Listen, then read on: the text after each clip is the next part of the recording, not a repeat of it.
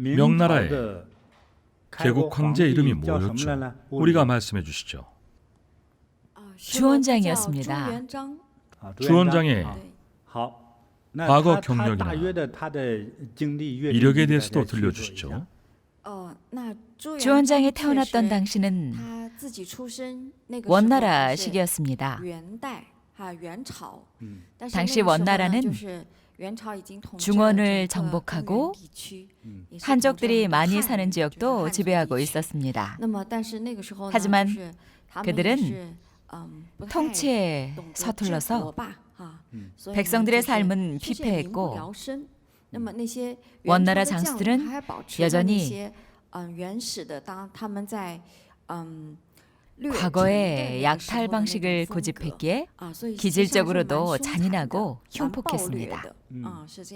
민생은 도탄에 빠졌죠. 주원장은 안위성 봉양 출신인데 어릴 적 먹을 것이 없었습니다. 아마 흉년이 들었거나 그랬을 겁니다. 자연재해를 겪었군요. 주원장이 유년 시절에는 부모와 형이 눈앞에서 굶어 죽기까지 했습니다.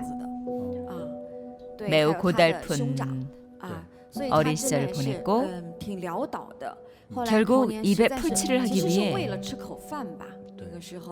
어느 절로 들어가서 출가하여 스님이 되었습니다.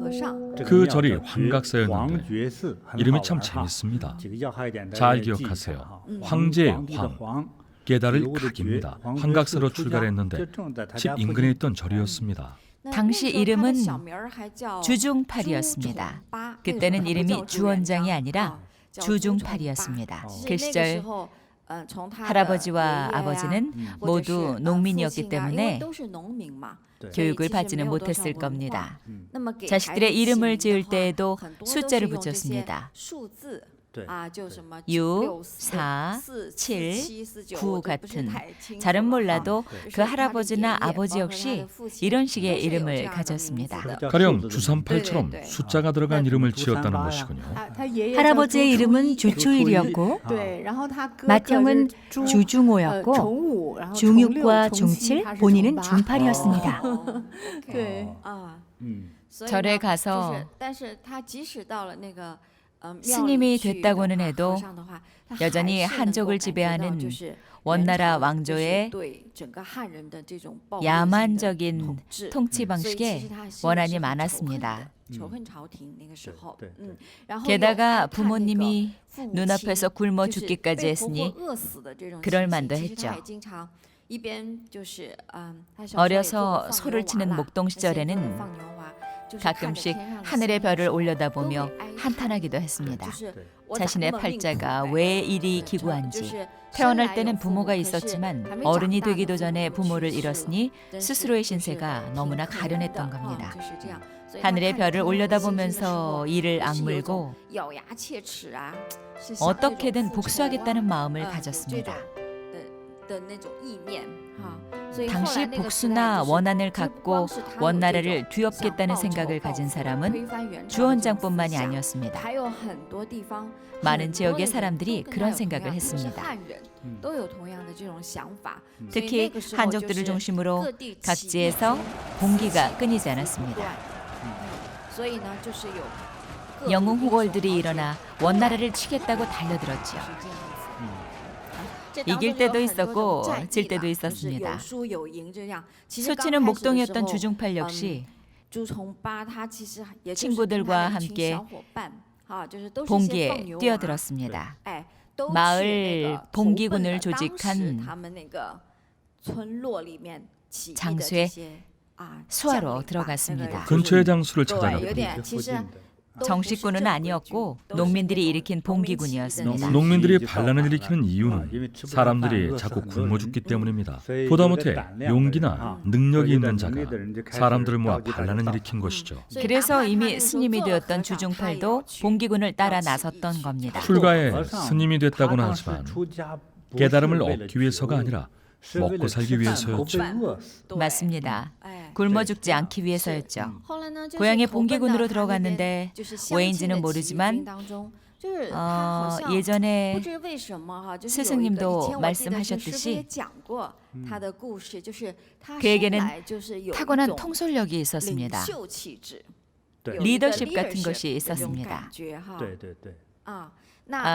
사실상 장수의 수하로 들어갔으니 본인은 일개 졸병에 불과하지 않습니까? 그런데 항상 자신도 모르게 장수에게 오늘은 이렇게 합시다 라고 명령을 내렸습니다. 그런데 상사도 그의 의견을 존중하고 경청하고 있는 겁니다. 본인에게 타고난 리더의 기질이 있는데 스스로도 의식하지 못한 거겠죠. 어릴 적 소를 몰면서 함께 놀 때는 친구들을 수하 대장군으로 봉했다고 합니다. 그 나이에 자신이 알고 있는 고관의 명칭을 동원해 너는 제2장군을 하거라 이런 식으로요. 그야말로 그릇이 남다른 아이였습니다. 나중에 가까운 공기군의 수장 밑으로 들어갔는데 곽장이라는 인물이었습니다. 곽장의 수하로 들어간 후 아무런 관직도 없었지만 타고난 지도자로서의 품체가 있었습니다. 당시 마을에는 곽장의 농민군에 먼저 합류한 사람이 있었습니다. 지금으로 따지면 군의 중대장 정도로 수하에 100명이 넘는 부하가 있었죠. 모두의 존경을 받는 인물이었습니다. 그런데 주중팔은 군관들 사이에서 그에게 거침없었습니다. 가서 술 좀 따라오게. 내 말을 목욕시키게나. 내 신발 좀 닦아보게나. 그 모습을 본 다른 병사들이 죽고 싶은 게 아니야. 저분이 누구신지 알아? 감히 중대장님께 명령을 내리다니. 그래서 어쩌라는 거야? 내 말을 안 들으면 흠씬 얻어맞을 줄 알아. 주중팔은 정색하며 대답했습니다. 농담을 하는 것도 아니었고 같은 고향 사람이어서 그렇다는 핑계도 되지 않았습니다. 내가 명령을 내리는 것은 당연하다는 말투였죠. 그 중대장도 참 재밌습니다. 자신의 관직이 한참 높은데도 순순히 주중팔의 명령에 따랐습니다. 그 무렵 주원장으로 개명됐습니다. 주원장은 원래 본인 이름이 아니라 곽자응이 지어준 이름입니다. 원래 이름이 뭔지 기억하십니까? 이름에 숫자가 있었죠. 주중팔. 곽자응은 왠지 모르게 친근하고 믿음이 가는 주중팔에게 주원장이라는 이름을 지어줬습니다. 나중에 여러 가지 사건을 통해 주원장이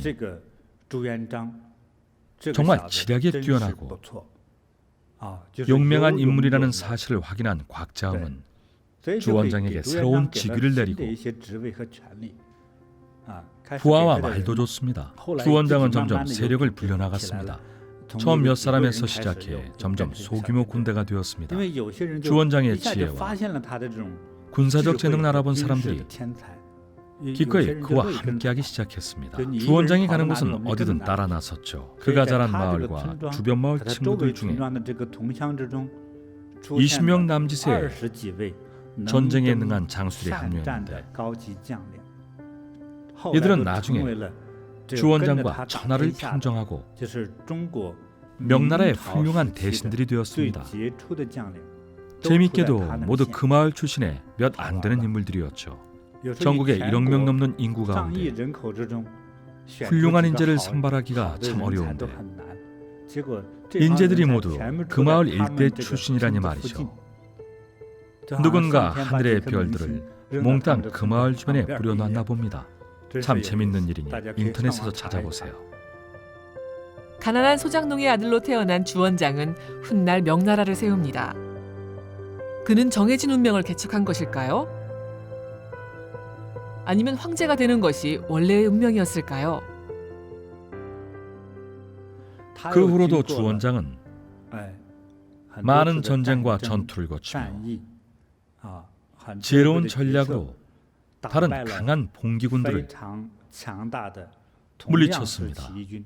사방이 다 적이었지만 그 중에서도 최대의 적은 바로 원나라의 정부군이었습니다. 당시에는 원나라가 지배하던 시기였습니다.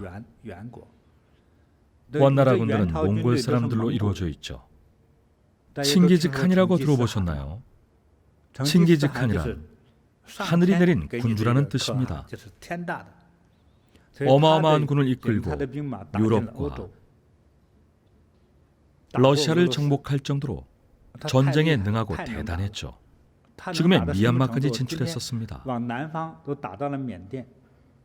처음에는 남방의 기후에 적응을 못해 실패했지만 나중에는 결국 미얀마까지 정복했습니다. 칭기즈칸은 늘 백전백승이었습니다. 어떻게 가능했을까요? 첫째, 군사적인 지혜가 뛰어났습니다. 둘째, 몽골 민족은 귀마 민족입니다. 말에서 생활하는 민족이죠. 어린아이가 태어나면 아빠 엄마를 따라 말 등에 탄 채 생활을 합니다. 나중에는 술에 취해도 말 등에 올라탑니다. 위에서 몸이 흔들흔들해도 절대 떨어지진 않습니다. 평지에 있는 것처럼 말 등을 편안하게 여깁니다. 몽골 사람들은 무기를 다루는 데에도 천부적인 소질이 있었습니다. 주식으로 고기를 먹는데 고기를 젓가락으로 집는 게 아니라 칼로 썰어 먹습니다. 그 자리에서 칼을 뽑아 고기를 썰어 먹곤 했습니다. 그러니 무기를 다루는 속도도 빠르고 살생에 대한 본능도 강한 편이었죠. 군사적 천재나 지혜가 뛰어난 인물들이 어딜 가든 무서운 기세로 백전백승을 거뒀습니다. 정말 대단한 민족입니다. 당시 중국은 원나라 시기였는데 지배 기간이 길지는 않았습니다. 변화가 일어난 시기는 원나라가 중국을 지배한 지 80년쯤 흘렀을 때였습니다. 주원장과 같은 각지의 농민군과 영웅들이 점차 반란을 일으키기 시작했습니다. 당시 주원장이 유일한 반란군이었을까요? 아닙니다. 반란군은 많았습니다.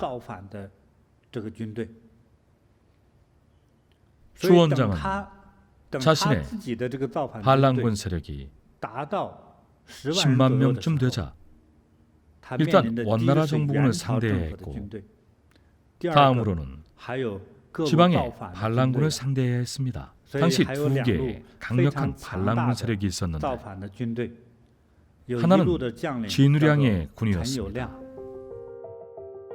진우량은 남쪽에 위치한 4대 유력자 중 하나였으며 군사력이 제일 강해 주원장의 가장 강력한 라이벌이었습니다.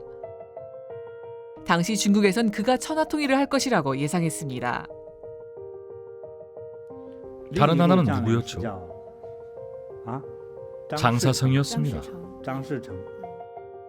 장사성은 원나라 말기 농민 봉기의 지도자로 장수성에서 저장성 일대까지 세력을 떨치며 원나라에 대항하는 전방 역할을 했습니다. 당시 최대의 반란군이었던 진우량은 5-60만 명에 가까운 세력이었습니다. 정말 큰 세력이었죠. 한 나라의 병력에 맞먹는 거대한 세력이었습니다. 그에 비해 장사성의 군은 수만 명 규모로 상대적으로 적었지만 그래도 주원장의 군보다는 컸을 겁니다. 세력이 컸던 두 군대도 주원장처럼 반란을 일으켰고 전쟁에도 능했습니다. 병사들은 모두 다 생활고에 시달려 사활을 건 농민들로 이루어져 있었죠. 그래서인지 전투력이 무척 강했습니다. 주원장은 지혜가 뛰어났지만 무엇보다 신념이 확고했습니다. 2-3만 명의 군으로 50만 명이 넘는 진우량의 군대와 맞섰습니다. 언뜻 불가능할 것처럼 보였죠. 계란으로 발 죽인 격이었지만 결국에는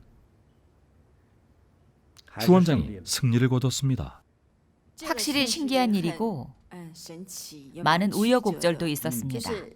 주원장의 군은 봉기군 중에서도 힘이 약한 작은 군대에 불과했으니까요. 반면 장사성이나 진우량은 대규모 군이었습니다. 나중에는 서로가 연합해 원나라 정복군을 쳤습니다. 그 후에는 농민 봉기군 몇몇 부대가 서로 우열을 가리기 시작했습니다. 주원장의 책사들은 모여서 전략을 논의했습니다. 이제 최대의 적은 원나라 정부군이 아니라 장사성과 진우량이었습니다.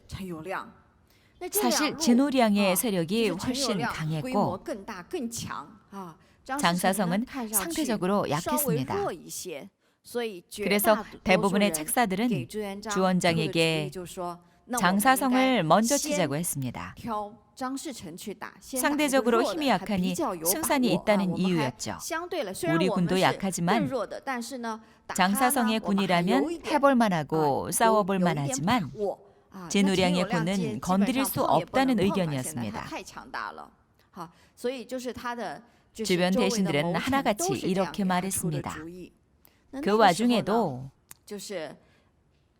주원장은 입을 꾹 다물고 책사들의 설전을 듣고만 있었습니다. 결국 모두가 주원장에게 물었습니다.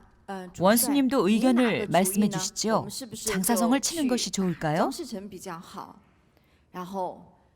이윽고 주원장은 침착하고 힘있는 어조로 말했습니다. 먼저 진우량을 치겠다. 모두가 깜짝 놀랐습니다. 그게 무슨 말씀이십니까? 지금 말싸움을 하자는 것이 아닙니다. 적군과 생사를 건 전투를 벌여야 합니다. 지금 진우량을 친다는 것은 계란으로 바위치기가 아니겠습니까? 주원장은 차근차근 이유를 설명했습니다. 장사성이라는 인물은 그릇이 작다는 특징이 있다. 그릇이 작고 도량이 좁은 인물이지. 근데 진우량은 어떠한가? 오만함이 특징이다. 스스로 능력이 있고 수하에 사람도 많은 데다 많은 전쟁에서 이겼고 세력도 가장 강하다. 하지만 그는 오만하고 아나무인이다. 만약 장사성을 먼저 친다면 반드시 진우량이 도우러 달려올 것이다. 두 세력이 힘을 합친다면 우리처럼 작고 힘없는 군은 일격에 여지없이 무너질 것이다. 그래서 진우량을 먼저 치자는 것이다. 그러면 장사성은 돕지 않을 것이다. 그릇이 작기 때문에 한쪽에서 싸움을 지켜만 보다가 둘 다 나자빠지고 나서야 움직일 것이다. 주원장은 이처럼 군사적 사고나 전략이 뛰어났습니다. 천재적인 군사적 지혜로 마지막 봉기군과의 항전에서도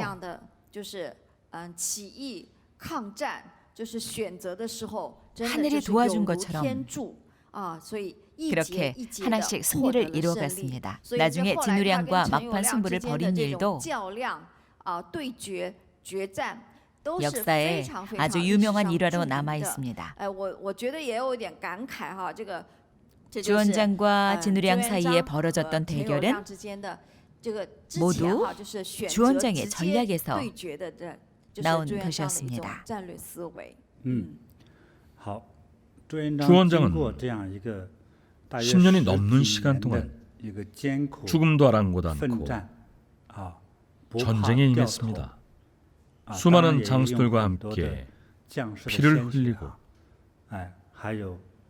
총기와 지혜를 발휘해 전쟁에서 승리한 뒤 마침내 새로운 왕조를 세웠습니다. 그것이 바로 명나라입니다. 1368년 주원장은 중국을 통일하고 명나라를 세웁니다.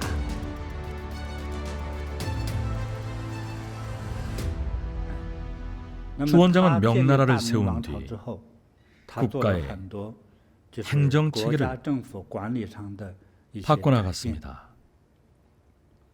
사실 그는 빈곤한 최하층 농민 출신으로 생활고에 시달려 일찍 출가를 한 데다 전쟁에 나가 싸우느라 조정의 관리들에 대해서는 사실 큰 적개심이 없었습니다. 농민의 자식이었기 때문에 황제나 황제 곁의 신하들이 무슨 일을 하는지 잘 알지 못했습니다. 하지만 농민을 다스리는 하층 관리들의 악행은 잘 알고 있었죠.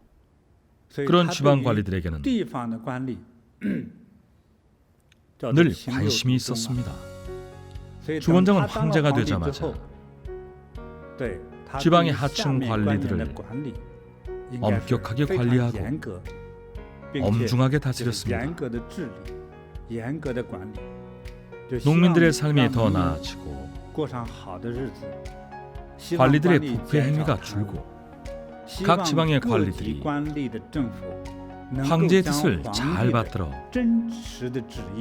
있는 사실 그대로 백성들에게 전하길 바랐습니다. 황실에서 아무리 바른 뜻을 펴도 지방으로 가면 변질되기 일쑤였으니까요. 원래는 은자백냥을 거둬야 되는데 농민들한테는 1000냥을 받고 조정에는 100냥을 바쳤습니다. 나머지는 중간에서 관리들이 착복했죠.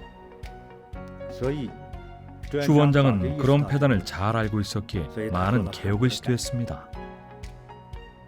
한편으로 오늘날 명나라식 가구는 단순하고 절약을 강조한 것이 특징입니다.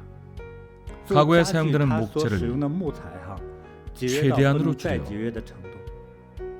간결하고 깔끔한 형식을 추구했습니다. 지금도 중국의 문화재 애호가들은 명나라 때 제작된 가구를 보물처럼 대합니다.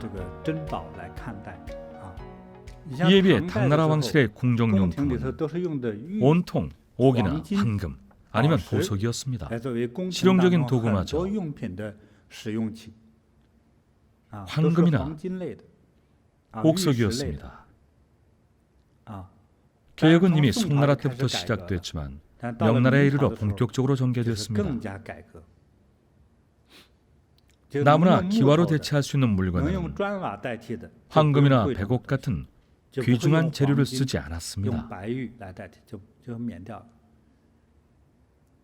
주원장은 백성들의 더 나은 삶을 위해 자신의 관저나 황궁도 소박하게 꾸몄습니다.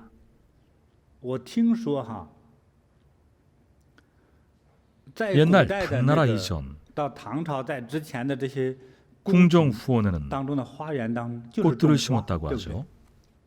황궁의 뒤뜰에 심어진 꽃은 고상한 분위기를 자아냅니다. 황제가 아니라 조금 부유한 문인집이라면 꽃들만 쳐다봐도 씨 100개가 절로 나오고 달을 쳐다보면 씨 10,000개가 나올 겁니다. 하지만 텃밭을 보면서 무슨 씨가 나오겠습니까? 그런데도 명나라 황궁은 꽃밭을 전부 텃밭으로 바꿔버렸습니다. 공작이나 예쁜 새들도 닭이나 오리로 바꿔버렸죠. 명나라 초기 주원장의 황궁은 대규모 농장주의 집과 다를 바 없었습니다. 황궁에 있는 누각의 지하실은 돼지를 길렀습니다. 주원장은 왜 이렇게 했을까요? 간소한 삶을 위해서였습니다. 과거 황제의 식사는 늘 8첩 반상, 16첩 반상, 32첩 반상, 요리가 담긴 접시가 한가득이었습니다. 그런데 주원장은 짠지 몇 접시나 채소 무침이면 충분했습니다. 식초, 간장, 소금으로 간을 했죠. 간도 심심하니 건강식이었을 겁니다. 마황후는 직접 주방장에게 무치는 법을 알려주기도 했습니다. 황실의 주방장은 황후가 직접 나서니 본인이 할 일이 없어 씩씩했다고 울상이었죠. 황제의 식사는 아주 소박했습니다. 마황우는 이 음식은 어떻게 쪄야 하고 빚어야 하는지, 이 두부는 어떻게 요리하는지 직접 알려줬습니다. 사치라고 해봤자 만두나 돼지고기였습니다. 명절 때나 먹는 요리였죠. 굉장히 검소했습니다. 국가 행정체계도 개편했습니다. 옛날 황제들은 권력을 거머쥐고 정신적 수장의 역할만 했을 뿐 구체적인 사안에는 관여하지 않았습니다. 가장 높은 황제 아래 8개에서 10개의 정부 부처를 세웠습니다. 중국으로 치면 국무원이고 타이완으로 치면 행정원이죠. 미국은 뭐죠? 국회인가요? 내각이군요. 황제를 대신해 행정 업무를 도맡게 했습니다. 하지만 주원장은 황제가 되고 나서 내각을 모두 철수하고 직접 관여하기 시작했습니다. 그래서 늘 피로에 시달렸죠.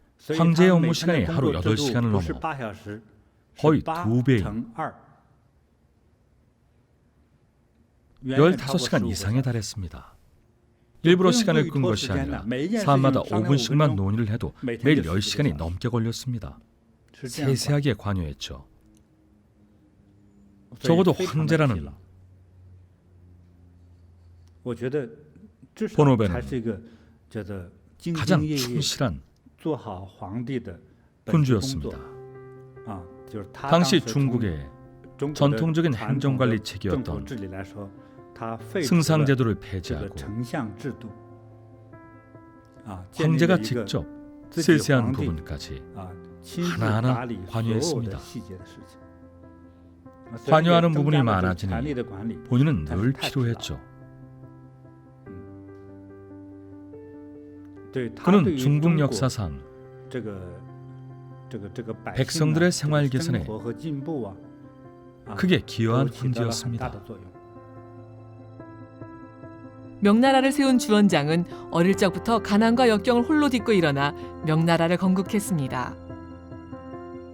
그 후 명나라는 16대까지 이어졌습니다. 주원장은 재위 기간 검소한 생활을 하고 성실히 국사를 돌보며 백성을 위해 전심전력했습니다.